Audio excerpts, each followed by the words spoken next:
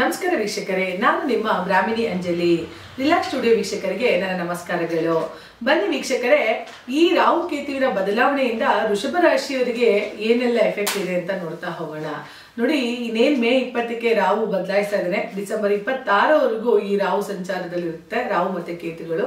ಈ ರಾಹು ಕೇತುಗಳ ಸಂಚಾರದಲ್ಲಿ ವೃಷಭ ರಾಶಿಯವರಿಗೆ ಏನೆಲ್ಲ ಕೊಡ್ತಾನೆ, ಒಳಿತು ಕೊಡ್ತಾನ, ಕೆಡುಕು ಕೊಡ್ತಾನ ನೋಡ್ತಾ ಹೋಗೋಣ. ನೋಡಿ, ವೃಷಭ ರಾಶಿಯವರಿಗೆ ಶುಕ್ರ ಅಧಿಪತಿ, ವೃಷಭ ರಾಶಿಗೆ ಅಧಿಪತಿಯಾದಂತ ಎತ್ತು ಅಂತ ಹೇಳ್ತೀವಿ. ಆ ಎತ್ತಿಗೆ ಅಧಿಪತಿಯಾದಂತವನು ಶುಕ್ರ. ಸೊ ಇವನು ಫೇವರಬಲ್ ರಾಹುಗೆ.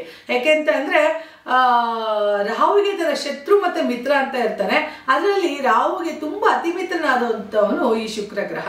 ಹಾಗಾಗಿ ಬಹಳ ಫೇವರಬಲ್ ಆಗಿರೋದ್ರೂ ಕೂಡ ಜೊತೆಗೆ ಅವನು ರಾಹು ಬಂದು ವೃಷಭ ರಾಶಿಯವರಿಗೆ ತನ್ನ ಮನೆಯಿಂದ 10ನೇ ಮನೆಗೆ ಬರೋದ್ರಿಂದ 10ನೇ ಮನೆಗೆ ಬಂದಾಗ ಏನ್ ಕೊಡ್ತಾನೆ ವೃಷಭ ರಾಶಿಯವರಿಗೆ? ಖಂಡಿತ ಫಾರಿನ್ಗೆ ಹೋಗೋ ಚಾನ್ಸ್ ಕೊಡ್ತಾನೆ. ನಿಮ್ಮ ಮಕ್ಕಳೇನಾದ್ರು ಎಜುಕೇಶನ್ ಮುಗಿಸಿದ್ರೆ ವಿದೇಶದಲ್ಲಿ ಕೆಲಸ ಸಿಗುವಂತ ಚಾನ್ಸಸ್ ತುಂಬಾ ಸಿಗುತ್ತೆ ವೀಕ್ಷಕರೇ. ಯಾಕೆ ಅಂತಂದ್ರೆ ಯಾರು ಮಲ್ಟಿನ್ಯಾಷನಲ್ ಕಂಪನಿ ಕೆಲಸ ಮಾಡ್ತಿರ್ತಾರೆ ನೋಡಿ, ಅವ್ರಿಗೆ ದಿಢೀರ್ ಅಂತ ಹೇಳಿ ವಿದೇಶ ಕಂಪನಿಗಳಿಗೆ ವರ್ಗಾವಣೆ ಮಾಡುವಂತ ಚಾನ್ಸಸ್ ತುಂಬಾ ಇರುತ್ತೆ. ಇದ್ರ ಜೊತೆಗೆ 10ನೇ ಮನೆ ರಾಹು ಅಂತ ಅಂದ್ರೆ ನೋಡಿ, ಯಾವಾಗ್ಲೂ ರಾಹು ಏನ್ ಗೊತ್ತಾ, 1ನೇ ಮನೆಯಲ್ಲಿ ಮತ್ತೆ 9ನೇ ಮನೆಯಲ್ಲಿ ಆಗ್ಲೇ 11ನೇ ಮನೆಯಲ್ಲಿ ಜೊತೆಗೆ 10ನೇ ಮನೆಯಲ್ಲಿ ಬಹಳಷ್ಟು ಲಾಭಾಂಶಗಳನ್ನ ಕೊಡುವಂತವನು ರಾಹು. ಯಾಕೆಂದ್ರೆ ರಾಹು ತನ್ನ ಯಾವ ಪ್ಲಾನೆಟ್ ಇದೆಯಲ್ಲ, ಅದು ಯಾವ ಪೊಸಿಷನ್ ಅಲ್ಲಿ ಕೂತಿರ್ತಾನೆ, ಯಾವ ಪ್ಲೇಸ್ ಅಲ್ಲಿ ಕೂತಿರ್ತಾನೆ, ಅದು ಕೂಡ ಇಂಪಾರ್ಟೆಂಟ್ ಆಗ್ತಾ ಹೋಗುತ್ತೆ. ಅದೇ ರೀತಿ ರಾಹು ವೃಷಭ ರಾಶಿಯಿಂದ 10ನೇ ಮನೆಗಾಗಿ ವೃಷಭ ರಾಶಿಗೆ ಅವನು ಮಿತ್ರನಾಗಿರೋದ್ರಿಂದ ಅವನು ಖಂಡಿತ ಪಾಸಿಟಿವಿಟಿ ರಿಸಲ್ಟ್ ನ ವೃಷಭ ರಾಶಿಯವರಿಗೆ ಕೊಟ್ಟೇ ಕೊಡಬೇಕು. ಜೊತೆಗೆ 11ನೇ ಮನೆಯಲ್ಲಿ ಶನಿ ಇರೋದ್ರಿಂದ ಇನ್ನೇನು ಲಾಭಾಂಶಗಳನ್ನು ನೋಡುವಂತಹ ರಾಶಿ. 11ನೇ ಮನೆಯಲ್ಲಿ 10ನೇ ಮನೆ ಅಧಿಪತಿಯಾದಂತಹ ಶನೇಶ್ವರ 11ನೇ ಮನೆಯಲ್ಲಿ ಕುಳಿತಿರೋದ್ರಿಂದ, ಅದ್ರ ಜೊತೆಗೆ 10ನೇ ಮನೆ ರಾಹು ಕುಳಿತಿರೋದ್ರಿಂದ ನಿಮ್ಮ ಮಕ್ಕಳಿಗೆ ಇನ್ಕ್ರಿಮೆಂಟ್ ಆಗೋದು, ಅಥವಾ ನಿಮ್ಮ ಹಸ್ಬೆಂಡ್ ಇರ್ಬೋದು, ವೈಫ್ ಇರ್ಬೋದು, ಈ ರೀತಿ ಯಾರೆಲ್ಲ ಕೆಲಸಗಳು ಮಾಡ್ತಾ ಇದ್ರಿ ಅವರೆಲ್ಲ ಹೊಸ ಹೊಸ ಇನ್ಕ್ರಿಮೆಂಟ್ಗಳನ್ನ ನೋಡುವಂಥದ್ದು. ಅಂದ್ರೆ ಹೆಚ್ಚು ಹಣದ ವಿಚಾರ ಇರ್ಬೋದು, ಉದ್ಯೋಗದ ವಿಚಾರದಲ್ಲಿ ಲಾಭಾಂಶಗಳನ್ನ ನೋಡುವಂತಹ ರಾಶಿ ಏನಾರ ಇದ್ರೆ ಅದು ವೃಷಭ ರಾಶಿಯವರು. ಯಾಕೆಂದ್ರೆ ವೃಷಭ ರಾಶಿಯವರಿಗೆ ಕಳೆದ 1 ವರ್ಷಗಳಿಂದನೂ ಕೂಡ 2 ವರ್ಷಗಳು ತುಂಬಾ ಸಾಕಾಗಿತ್ತು, ಕಷ್ಟ ಆಗ್ತಾ ಇತ್ತು. ಜೊತೆಗೆ 11ನೇ ಮನೆಯಲ್ಲಿ ರಾಹು ಇದ್ರೂ ಕೂಡ ಅವರಿಗೆ 10ನೇ ಮನೆಯಲ್ಲಿ ಶನಿ ಕೂಡ ಅಲ್ಲೇ ಇದ್ದಿದ್ರಿಂದ ಕೂಡ ಅವರಿಗೆ ಸ್ವಲ್ಪ ಎಫೆಕ್ಟ್ ಇತ್ತು. ಬಟ್ ಈ ವರ್ಷ ಒಂದು 100ಕ್ಕೆ 99% ಅವರಿಗೆ ಒಳ್ಳೆ ಗುಡ್ ರಿಸಲ್ಟ್ ಅನ್ನ ನೋಡುವಂತಹ ಒಂದು ಗ್ರಹ ಆಗಿದೆ. ಆದ್ರೆ ವೃಷಭ ರಾಶಿಗೆ 4ನೇ ಮನೆಗೆ ಕೇತು ಬರೋದ್ರಿಂದ, ಚತುರ್ಥಕ್ಕೆ ಕೇತು ಅಂದ್ರೆ ಸುಖಸ್ಥಾನಾಧಿಪತಿಯಾದಂತಹ ಕುಟುಂಬದ ಮನೆಗೆ, ಅಂದ್ರೆ 4ನೇ ಮನೆಗೆ, ತಾಯಿಯ ಮನೆಗೆ, ಹಾಗೆ ತನ್ನ ಆರೋಗ್ಯದ ವಿಚಾರದಲ್ಲಿ, ತನ್ನ ವಿಚಾರದಲ್ಲಿ, ಆ ತಾಯಿಯ ಆರೋಗ್ಯದ ವಿಚಾರದಲ್ಲಿ ಸ್ವಲ್ಪ ಕೇರ್ಫುಲ್ ಆಗಿರ್ಬೇಕೆಂದ್ರೆ ಕೇತು 4ನೇ ಮನೆ ಬಂದಾಗ ಸ್ವಲ್ಪ ಡಿಸ್ಟರ್ಬೆನ್ಸ್ ನ ಮಾಡ್ತಾ ಹೋಗ್ತಾನೆ ವೀಕ್ಷಕರೇ. ಯಾಕೆ ತಾಯಿಯ ಆರೋಗ್ಯದ ವಿಚಾರದಲ್ಲಿ ಡಿಸ್ಟರ್ಬ್ ಆದಾಗ ನಿಮಗೂ ಕೂಡ ಮಾನಸಿಕ ನೆಮ್ಮದಿ ಹಾಳಾಗುವಂಥದ್ದಾಗುತ್ತೆ.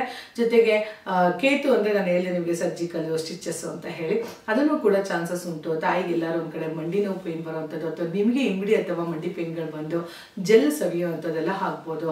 ಆರೋಗ್ಯದ ವಿಚಾರ ಸ್ವಲ್ಪ ಸುಖಸ್ಥಾನದಲ್ಲಿ ಏನಂದ್ರೆ 4ನೇ ಮನೆ ಅನ್ನೋದೇ ಒಂದು ಸುಖಸ್ಥಾನ. ಅಲ್ಲಿ ಸ್ವಲ್ಪ ಕೇತು ಬಂದ ಏನಂತ ಎಲ್ಲೋ ಸ್ವಲ್ಪ ನೆಮ್ಮದಿಗೆ ಭಂಗವನ್ನ ಉಂಟು ಮಾಡ್ತಾನೆ ನೋಡಿ. ವಿದೇಶ ಪ್ರಯಾಣ ಮಾಡ್ಕೊಂಡು ನಿಮ್ ಮಕ್ಕಳಿರ್ಬೋದು, ಹಸ್ಬೆಂಡ್ ವೈಫ್ ಇರ್ಬೋದು, ಯಾರೋ ಅವರು ವಿದೇಶದಲ್ಲಿ ಕೆಲಸ ಮಾಡೋಂಥದ್ದು ಇರ್ಬೋದು, ದಿಢೀರ್ ನಮ್ಮನ್ನ ಬಿಟ್ಟೋಗುವಂತ ಚಾನ್ಸಸ್ ಆಗುತ್ತೆ.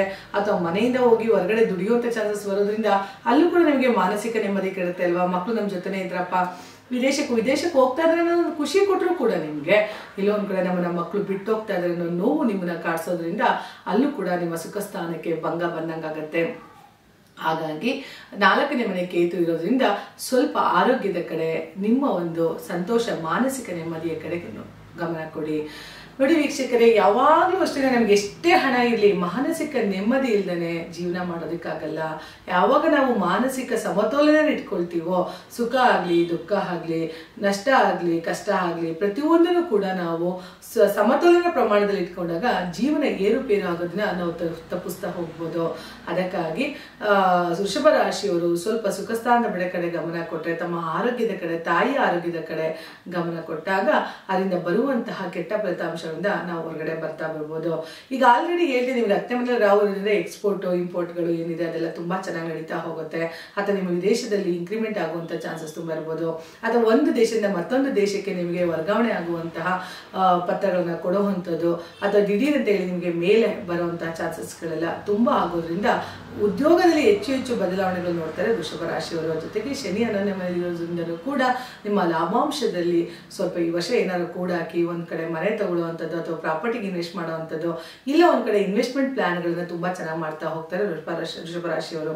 ವೃಷಭ ರಾಶಿಯವರಿಗೆ ಈ ವರ್ಷ ತುಂಬಾ ಯೋಗಗಳನ್ನು ತಂದುಕೊಡುವಂತಹ ಟೈಮ್ ಚೆನ್ನಾಗಿರೋದ್ರಿಂದ ಅದನ್ನ ಸದುಪಯೋಗ ಮಾಡ್ಕೊಳ್ಳಿ ಅಂತ ಹೇಳ್ತೀನಿ. ಯಾಕೆಂದ್ರೆ 18 ತಿಂಗಳು ರಾಹು 10ನೇ ಮನೆಯಲ್ಲಿರೋದ್ರಿಂದ, ಇನ್ನು 2 ವರ್ಷಗಳ ಕಾಲ ಶನಿ ಮೀನ ರಾಶಿಯಲ್ಲಿ ಇರೋದ್ರಿಂದ ಅದರಿಂದ ಬರುವಂತಹ ಲಾಭಾಂಶಗಳಿಗೆ ಎಲ್ಲೆಲ್ಲಿ ಇನ್ವೆಸ್ಟ್ ಮಾಡಿದ್ರೆ ನಮ್ಗೆ ಒಳ್ಳೇದಾಗುತ್ತೆ, ಯಾವ ಕಡೆ ನಾವು ಹಾಕಿದ್ರೆ ನಮ್ಗೆ ತುಂಬಾ ಲಾಭಾಂಶಗಳನ್ನ ಬರುತ್ತೆ ಅನ್ನೋದನ್ನ ನೋಡ್ಕೊಂಡು ಗಮನ ವಹಿಸಿ ಮಾಡ್ತಾ ಬನ್ನಿ, ಖಂಡಿತ ಒಳ್ಳೇದಾಗುತ್ತೆ. ಎಷ್ಟೋ ಜನ ಇವತ್ತು ವಿದೇಶದಲ್ಲಿ ಕೆಲಸ ಮಾಡ್ತಿರೋರೆಲ್ಲ ನೋಡ್ತಾ ಇರ್ಬೋದು, ಬೆಂಗಳೂರಲ್ಲಿ ಇನ್ವೆಸ್ಟ್ಮೆಂಟ್ ಮಾಡ್ತಾ ಇದ್ದಾರೆ, ಮನೆಗಳಿಗೆ ಇನ್ವೆಸ್ಟ್ ಮಾಡ್ತಿದ್ದಾರೆ, ಭೂಮಿಗಳಿಗೆ ಇನ್ವೆಸ್ಟ್ ಮಾಡ್ತಾ ಇದ್ದಾರೆ, ಅದನ್ನ ಪರಿವರ್ತನೆ ಮಾಡ್ಕೊಳ್ತಾ ಇದ್ದಾರೆ. ಯಾಕಂದ್ರೆ ಇನ್ವೆಸ್ಟ್ಮೆಂಟ್ ಪ್ಲಾನ್ ಅಂತ ಅಂದಾಗ ಈಗ ನಾವು ಭೂಮಿಗೆ ಹಾಕಿದ್ದು ಒಂದಷ್ಟು ಮತ್ತಷ್ಟು ದುಪ್ಪಟ್ಟು ಏನಾರ ಆಗುತ್ತೆ.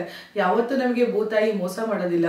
ನೀವು ನೋಡಿ, ಯಾವುದೇ ಒಂದು ಭೂಮಿಗೆ ಅದಕ್ಕೊಂದು 20 ಲಕ್ಷ ಹಾಕಿದೀವಿ ಅಂದ್ರೆ ಒಂದು 5 ವರ್ಷ ಕಣ್ಣು ಮುಚ್ಕೊಂಡಿದ್ರೆ 60-70 ಲಕ್ಷ ಅದು ಹೋಗ್ತಾ ಹೋಗುತ್ತೆ. ಯಾಕಂದ್ರೆ ಆ ಮಟ್ಟಿಗೆ ಭೂತಾಯಿ ನಮ್ಮನ್ನ ಸಂರಕ್ಷಿಸ್ತಾ ಹೋಗ್ತಾಳೆ. ಹಾಗಾಗಿ ಇವತ್ತು ಎಲ್ಲೋ ಒಂದ್ ಕಡೆ ದುಡ್ಡುಗಳನ್ನೆಲ್ಲ ಇವತ್ತು ಇನ್ವೆಸ್ಟ್ಮೆಂಟ್ ಪ್ಲಾನ್ಗಳಂತ ಮಕ್ಳುಗಳು ಮಾಡ್ತಾ ಇದ್ದಾರೆ, ಖಂಡಿತ ಒಳ್ಳೇದಾಗುತ್ತೆ. ವೃಷಭ ರಾಶಿಯವರಿಗೆ ಎಲ್ಲಾ ವಿಚಾರದಲ್ಲೂ ಕೇರ್ಫುಲ್ ಆಗಿ ಹ್ಯಾಂಡಲ್ ಮಾಡುವಂತಹ ಒಂದು ಈ ವರ್ಷ ತುಂಬಾ ಚೆನ್ನಾಗಿದೆ. ಯಾಕಂದ್ರೆ ಗುರು ಕೂಡ ನಿಮ್ಮನ್ನ ಬಿಟ್ಟು ಮಿಥುನ ರಾಶಿ ಧನಸ್ಥಾನಕ್ಕೆ ಹೋಗ್ತಾ ಇದ್ದಾನೆ. ಇನ್ನೇನು ಗುರು ಧನಸ್ಥಾನದಲ್ಲಿ, ಶನಿ 11ನೇ ಮನೆ ಲಾಭಸ್ಥಾನದಲ್ಲಿ, ರಾಹು 10ನೇ ಮನೆಯಲ್ಲಿ ಕುಳಿತಿರೋದ್ರಿಂದ ಖಂಡಿತ ನಿಮಗೆ ಬಾಜ ಭಜಂತ್ರಿನೇ ಈ ವರ್ಷ ಅಂತ ಅನ್ಕೊಳ್ಳಿ. ತುಂಬಾ ಒಳ್ಳೆಯ ಯೋಗ ಫಲಗಳನ್ನ ವೃಷಭ ರಾಶಿಯಲ್ಲಿ ನೋಡ್ತಾ ಹೋಗ್ತಾರೆ. ಯಾಕಂದ್ರೆ ಅವ್ರು ಮೊದಲೇ ಗಾಣದ ಎತ್ತಿನ ತರ ದುಡಿಯುವಂತಹ ಒಂದು ರಾಶಿ ಇದು. ನಾನು ಆಗ್ಲೇ ಹೇಳಿದೆ, ಸಿಂಬಲಿ ಕೊಟ್ಟಿರ್ತಾನೆ. ಪ್ರತಿಯೊಂದು ರಾಶಿಗೂ ಆ ಸಿಂಬಲಿನ ಪ್ರಕಾರ ಗುಣಧರ್ಮ ಲಕ್ಷಣಗಳಿರ್ತದೆ. ಅದೇ ತರ ಅವ್ರ ಆಟಿಟ್ಯೂಡ್ಗಳಿರುತ್ತೆ, ಆ ತರನೇ ಅವ್ರ ಸ್ವಭಾವಗಳು ಕೂಡ ಇರುತ್ತೆ ಅಂತ ಹೇಳಿ. ಎತ್ತಿನ ರೂಪದಲ್ಲಿ ದುಡಿಯುವಂತ ಯಾರಿದ್ರೆ ಅದು ವೃಷಭ ರಾಶಿಯಲ್ಲಿ ಆಗಿರ್ಬೋದು, ವೃಷಭ ಲಗ್ನ. ಯಾಕೆಂದ್ರೆ ಮನೆ ಕುಟುಂಬ ಚೆನ್ನಾಗಿರ್ಲಿ, ನನ್ ಮನೆ ಚೆನ್ನಾಗಿರ್ಲಿ, ನನ್ನ ಕುಟುಂಬ ಚೆನ್ನಾಗಿರ್ಲಿ ಯಾವಾಗ್ಲೂ ಅಂತ ಹೇಳಿ ಬಯಸಿ ಅವರು ಎತ್ತು ನೋಡಿ ನೊಗ ಹೊತ್ತಾಗ ಎಷ್ಟು ಕಷ್ಟಪಟ್ಟು ತನ್ನೆಲ್ಲ ಸರಕು ಸಾಗಾಣಿಕೆಗಳನ್ನ ಒಂದ್ ಕಡೆ ರವಾನಿಸುತ್ತೆ. ಎಲ್ಲ ಒಂದು ರೈತರ ವಿಚಾರದಲ್ಲೂ ಕೂಡ ಸಹಾಯ ಸಹಕಾರಗಳನ್ನ ಮಾಡ್ತಾ ಹೋಗುತ್ತೆ.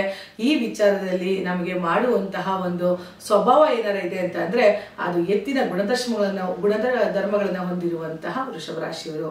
ಸೊ ವೃಷಭ ರಾಶಿಯವರಿಗೆ ಕಷ್ಟಪಟ್ಟು ದುಡಿತೀರಾ, ಹಗಲು ರಾತ್ರಿ ಅಂದ್ರೆ ಪರಿಶ್ರಮ ಪಡ್ತೀರಿ. ತನ್ನ ಮನೆ ಕುಟುಂಬಕ್ಕೋಸ್ಕರ ನೀವು ಸಾಕಷ್ಟು ಪರಿಶ್ರಮ ಪಡ್ತಾನೆ ಇರ್ತೀರಿ. ಅದಕ್ಕೋಸ್ಕರ ನಿಮಗೆ ಸಕಲ ಸೌಭಾಗ್ಯಗಳನ್ನು ಈ ಗ್ರಹಗಳ ಒಂದು ಚಲನ ವಲನಗಳಿಂದ ನಿಮಗೆ ಯೋಗ ಫಲಗಳನ್ನು ತಂದುಕೊಡ್ತಾ ಹೋಗುತ್ತೆ. ಈ 2 ವರ್ಷ ಮತ್ತೆ 18 ತಿಂಗಳು ರಾವಿನ ಬದಲಾವಣೆಯಿಂದ ಮತ್ತೆ ಗುರುವಿನ ಒಂದು ವರ್ಷಿನ ಬದಲಾವಣೆಯಿಂದ ನಿಮಗೆ ತುಂಬಾ ಯೋಗಗಳನ್ನು ನೋಡ್ತಾ ಹೋಗ್ತೀರಿ. ಮೋಸ್ಟ್ ಆಫ್ ಆಲ್ ಈ ವರ್ಷ ವೃಷಭ ರಾಶಿಯವರಷ್ಟು ನೆಮ್ಮದಿ ಜೀವನವನ್ನ ನೋಡುವಂತ ರಾಶಿಗಳು ಯಾವುದು ಇಲ್ಲ ಅನ್ಕೊಳ್ತೀನಿ. ಯಾಕಂದ್ರೆ ಏನೆಲ್ಲ ಕಷ್ಟಪಟ್ಟಿದ್ರು ಇಷ್ಟು ವರ್ಷಗಳು ಸ್ವಲ್ಪ ಸಮಾಧಾನದಲ್ಲಿ ನೆಮ್ಮದಿಯಿಂದ ಕುತ್ಕೊಂಡು ತಿನ್ನವನಪ್ಪ, ಒಂದ್ ಸ್ವಲ್ಪ ನೆಮ್ಮದಿ ಊಟ ಮಾಡೋಣ ಅಂತ ಏನಾರು ಇದ್ರೆ ವೃಷಭ ರಾಶಿ ಖಂಡಿತ ಮಾಡಿ ವೀಕ್ಷಕರೇ. ಯಾಕಂದ್ರೆ ನಿಮಗಿರುವಷ್ಟು ಯೋಗ ಫಲಗಳು ಯಾವ ರಾಶಿಗೂ ಇಲ್ಲದೆ ಇರೋದ್ರಿಂದ ಅದನ್ನ ಎಂಜಾಯ್ ಮಾಡ್ತಾ ಹೋಗಿ. ಯಾಕಂದ್ರೆ ಯಾವಾಗ ಅವಕಾಶಗಳು ಸಿಕ್ಕುತ್ತೋ ಅದನ್ನ ಸದುಪಯೋಗ ಮಾಡ್ಕೋಬೇಕು. ನಮಗೆ ಬಂದಾಗ ಏನು ಅಮೃತ ಸಿಕ್ಕಿರುತ್ತೋ ಅದನ್ನ ನಾವು ಯೂಸ್ ಮಾಡ್ತಾ ಹೋಗ್ತಾ ಹೋಗ್ಬೇಕು. ಯಾಕಂದ್ರೆ time being is very important ಅಂತ ಹೇಳ್ತೀವಿ. ಅದು ನಿಮ್ಮ ಹತ್ರ ಬಂದಿದೆ, ಖಂಡಿತ ಅದನ್ನ ಸದುಪಯೋಗ ಪಡಿಸ್ಕೊಳ್ಳಿ. ಯಾಕಂದ್ರೆ ಕಾಲಾವಕಾಶ ವೆರಿ ಇಂಪಾರ್ಟೆಂಟ್. ಅದನ್ನ ಸದುಪಯೋಗ ಮಾಡಿಕೊಂಡು ಮುಂದಿನ ಎಲ್ಲ ಒಳ್ಳೆತನಗಳನ್ನ ಒಳ್ಳೆಯ ದಿನಗಳನ್ನ ಸವಿತಾ ಹೋಗಿ. ಯಾಕೆಂದ್ರೆ ರಾಶಿ ಫಲಗಳು ವೆರಿ ಇಂಪಾರ್ಟೆಂಟ್ ಕೊಡ್ತಾ ಹೋಗುತ್ತೆ. ನಿಮಗೆ ಜನ್ಮ ಜಾತಕದ ಪ್ರಕಾರ, ರಾಶಿಯ ಪ್ರಕಾರ ಗೋಚರ ಫಲಗಳು ಕೂಡ ರಿಸಲ್ಟ್ ಕೊಡ್ತಾ ಹೋಗುತ್ತೆ. ಖಂಡಿತ ಒಳ್ಳೆದಾಗುತ್ತೆ. ವೃಷಭ ರಾಶಿಯವರಿಗೆ ಒಳ್ಳೆದಾಗಲಿ ವೀಕ್ಷಕರೇ.